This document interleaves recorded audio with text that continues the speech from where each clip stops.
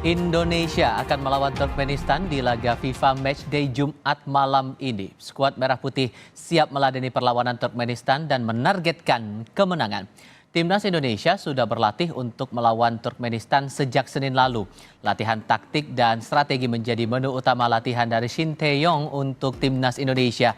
Meski harus kehilangan 4 pemain karena cedera, Timnas optimistis bisa memberikan kemenangan.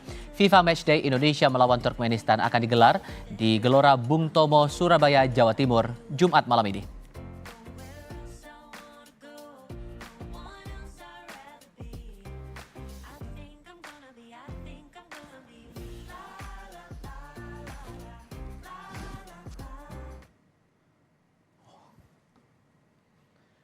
Dan Anda lihat saat ini adalah prediksi dari susunan pemain timnas yang akan digunakan nanti untuk melawan Turkmenistan dalam laga FIFA Matchday yang akan berlangsung di Gelora Bung Tomo, Surabaya, Jawa Timur malam ini.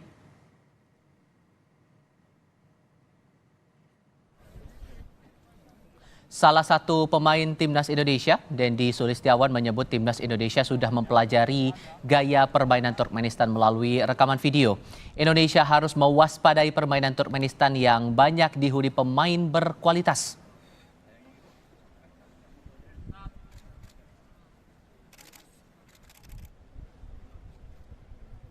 Start nanti untuk kita tonton, jadi kita nonton pertandingan dari Uzbekistan sendiri lewat aplikasi itu, dan kita sudah mempersiapkan dengan baik sih.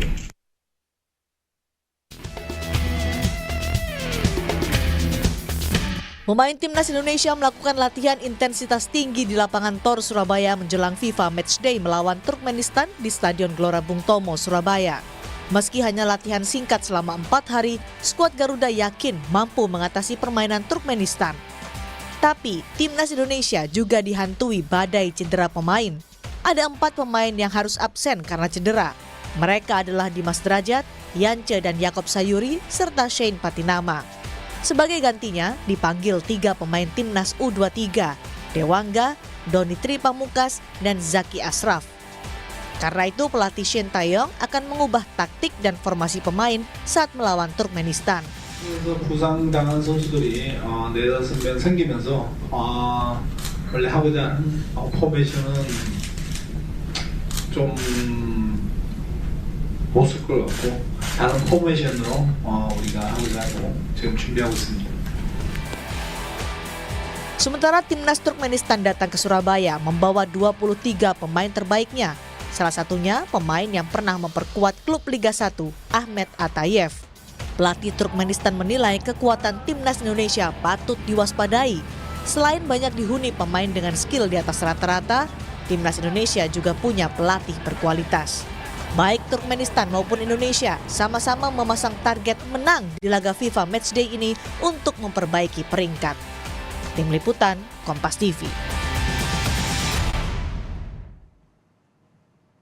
Anda sedang melihat gambaran terbaru dari Gelora Bung Tomo, Surabaya, Jawa Timur yang akan menjadi arena pertandingan dalam FIFA Matchday Indonesia melawan Turkmenistan. Tampak masih sepi karena baru akan berlangsung pada malam nanti pertandingannya, dan tentu ini menarik perhatian kita karena secara peringkat di FIFA Turkmenistan berada di atas Indonesia. Apakah ini akan mengubah posisi, mengubah keadaan dalam friendly match kali ini? Tentu ini yang akan kita cermati pada malam nanti. Dan kita lebih lanjutnya akan membahas soal prediksi permainan Indonesia melawan Turkmenistan di laga FIFA Matchday malam nanti bersama pengamat sepak bola Muhammad Kusnaini. Bungkus, selamat sore, apa kabar? Selamat sore, alhamdulillah baik. Terima kasih sudah bergabung bersama kami. Dengan peringkat FIFA tentu ini posisi Turkmenistan ada di atas Indonesia. Perkiraan Anda kemudian untuk pertandingan Matchday ini bakal bagaimana kemudian? Iya, kita memang kan selalu memilih tim dengan peringkat di atas Indonesia ya, dalam upaya untuk mendapatkan kesempatan menambah poin gitu ya. Pertama, kalau kita menang melawan tim yang peringkatnya di atas kita, otomatis tambahan poinnya akan cukup baik ya. Dan itu saya pikir strategi yang cukup baik karena kita ingin menaikkan level peringkat Indonesia ini di atas 150-an ya. Sekarang masih 150-an, mudah-mudahan nanti dalam 1 tahun bisa di atas sekitar 100-an.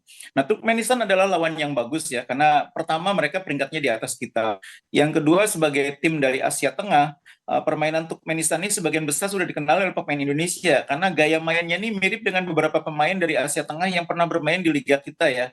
Kita sudah pernah melihat misalnya permainan Ahmad Atayev, kemudian beberapa pemain dari negara sekitarnya ya, sekitar Turkmenistan juga pernah bermain di Indonesia.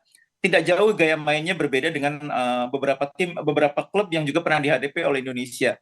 Nah ini saya pikir menguntungkan karena membuat peluang kita untuk menang melawan Turkmenistan ini cukup besar ya. Hmm. Memang kita sekarang berhadapan dengan kendala beberapa pemain yang cedera. Tapi saya melihat materi pemain Indonesia ini cukup merata ya. Hanya ada beberapa pemain yang mungkin skillnya di atas rata-rata yang akan sulit tergantikan. Tapi Justru itu bukan sebagian besar hambatan pemain- buat menghadapi Turkmenistan nanti malam ya? Iya betul, bukan merupakan hambatan karena banyak pemain yang bisa saling menggantikan. Sedikit kerugian adalah tidak bisa bermainnya Sayuri bersaudara karena konsep permainan Sintayong ini dengan permainan pressing dan permainan cepat itu cukup banyak didukung oleh gaya mainnya Sayuri bersaudara di dua sisi flank ini. Nah ini yang saya pikir harus menjadi sedikit PR. Mungkin harus sedikit bekerja lebih keras lagi nanti pemain-pemain yang akan bermain seperti Asnawi di kanan atau Edo di kiri itu harus bermain seperti halnya Sayuri bersaudara kalau main di PSM. Oke. Koreksi kalau saya salah. Terakhir itu Juli 2011 Indonesia melawan Turkmenistan kita menang 4-3. Tapi kalau kita Iya. mengacu pada kondisi sekarang begitu, apakah mungkin juga posisinya bakal sama, Indonesia bakal menang melawan Turkmenistan, atau Anda punya prediksi sendiri sore ini? Iya, kalau saya yakin bahwa perkembangan Indonesia sekarang ini justru lebih bagus dibanding Turkmenistan. Turkmenistan dalam 3 laga terakhirnya juga tidak begitu bagus performanya ya. Mereka bahkan sempat dikalahkan oleh Oman ya. Jadi melihat perkembangan timnas Indonesia, apalagi ditambah dengan materi pemain yang sekarang semakin hari semakin membaik ya, dengan bergabungnya beberapa pemain yang cukup berkualitas seperti Jordi Amat, Sandy Walsh, ini akan sangat membantu peningkatan kualitas. Apalagi pemain Indonesia juga berkembang sangat baik ya. Asnawi berkembang baik di Korea. Pratama Arhan juga mengalami progres yang cukup baik di Jepang. Ditambah lagi Sadil Ramdhani menjadi semakin dewasa sebagai pemain depan di Liga Malaysia. Ini sangat membantu perkembangan timnas senior. Oke. Sintayong sendiri kan tidak mendampingi selama latihan dan tanding. Menurut Anda ini akan berpengaruh juga pada permainan timnas nanti? Nah, ini menarik karena memang pada saat bersamaan kita punya agenda Timnas U23 ya. Ya. Dan kita sangat berharap Timnas U23 ini bisa lolos ke Piala Asia. Makanya sebagian pemain Timnas senior itu ada di U23. Antara lain Elkan Bagot misalnya gitu ya, atau Tama Arhan. Ini saya pikir memang sedikit mengurangi kekuatan kita. Tapi menurut saya Sintayong ini sudah tahu bagaimana perkembangan tim ini dalam 1 tahun terakhir ya. Karena materi pemain timnas senior maupun U23 ini kan sebagian besar adalah materi pemain pilihan Sintayong dalam setahun terakhir. Jadi meskipun tanpa mendampingi langsung, tapi saya pikir dia bisa memberikan arahan kepada tim asistennya. Oke. Laga ini juga bakal menjadi debutnya Sandy Walsh begitu di timnas. Untuk analisis performanya bakal bagaimana nanti menurut Anda, Bungkus? Nah, mungkin menarik karena posisi Sandy Walsh ini kan agak bersinggungan dengan Asnawi ya. Ya. Tapi saya sudah mendengar pernyataan kunci dari Sintayong bahwa dia akan melakukan modifikasi strategi karena absennya beberapa pemain. Nah, dengan quote bahwa dia ingin melakukan modifikasi strategi, tidak mustahil Sandy Walsh dan Asnawi bisa main bareng di pertandingan ini. Karena gaya mainnya sebetulnya tidak persis sama. Gaya main Sandy Walsh ini lebih taktikal ya, lebih taktis. Sementara Asnawi lebih eksplosif. Bisa jadi salah satunya didorong menjadi pemain yang lebih bermain ke depan dalam formasi misalnya 4-5-1 di mana Asnawi bermain lebih ke flank di posisi kanan, Sandy Walsh bermain sebagai bek kanan. Itu juga bukan hal yang mustahil karena problem kita sekarang ini sebetulnya di posisi depan kita sangat terbatas materi pemainnya. Hanya punya beberapa pemain yang cukup fit atau cukup bagus performanya belakangan ini seperti Dendi untuk bermain di posisi nomor 9. Jangan lupa di kompetisi Liga Domestik Dendi juga sebetulnya lagi tidak terlalu perform ya. Ini makanya di lini depan kita mungkin tidak akan terlalu banyak menaruh pemain, tapi lebih banyak menguatkan lapangan tengah. Oke, sehingga menurut Anda nanti yang paling ditunggu begitu dari peran Sandy Walsh ini diharapkan bisa membantu untuk kemenangan Indonesia nanti ya? Iya, saya yakin dia punya pengalaman yang cukup untuk menjadi pemain penting bagi timnas. Memang main di timnas itu butuh proses ya. Sempati nama di laga pertama juga agak sedikit nervous, tapi itu normal untuk main di timnas itu memang butuh waktu untuk beradaptasi. Nah, cuma Sandy Walsh ini kan sudah beberapa kali bergabung dalam latihan. Saya yakin dia akan lebih cepat melakukan adaptasi. Oke, pernah punya catatan kita menang dari Turkmenistan, tapi kira-kira apa yang patut diwaspadai dengan tim Turkmenistan yang akan dihadapi malam ini? Iya, sama seperti halnya kebanyakan tim asal Rusia ya, warisan Uni Soviet lah. Mereka ini pemain yang punya postur rata-rata cukup baik ya. Yang pertama fisiknya cukup kuat. Dan yang ketiga, mereka ini selalu mengutamakan permainan kolektif, disiplin, hati-hati. Nah, kita dituntut kesabaran di sini. Dari segi skill, dari segi kecepatan, pemain kita punya kemampuan untuk mendobrak pertahanan mereka. Tapi mereka ini ulet, mereka ini disiplin, mereka ini kompak. Nah, itu yang kadang-kadang membuat kita tidak sabar. Itu aja kuncinya. Mhm. Kalau kita cukup sabar, cukup disiplin, ulet, tidak membuat kesalahan yang tidak perlu, saya punya keyakinan kita bisa mengalahkan Turkmenistan. Dan optimisme itu tadi menjadi kunci untuk kita Iya, menang betul. melawan Turkmenistan. Terima kasih Bung Kusnedi sudah berbagi perspektif Sama-sama, bersama kami Bung kali ini. Selamat sore Bung.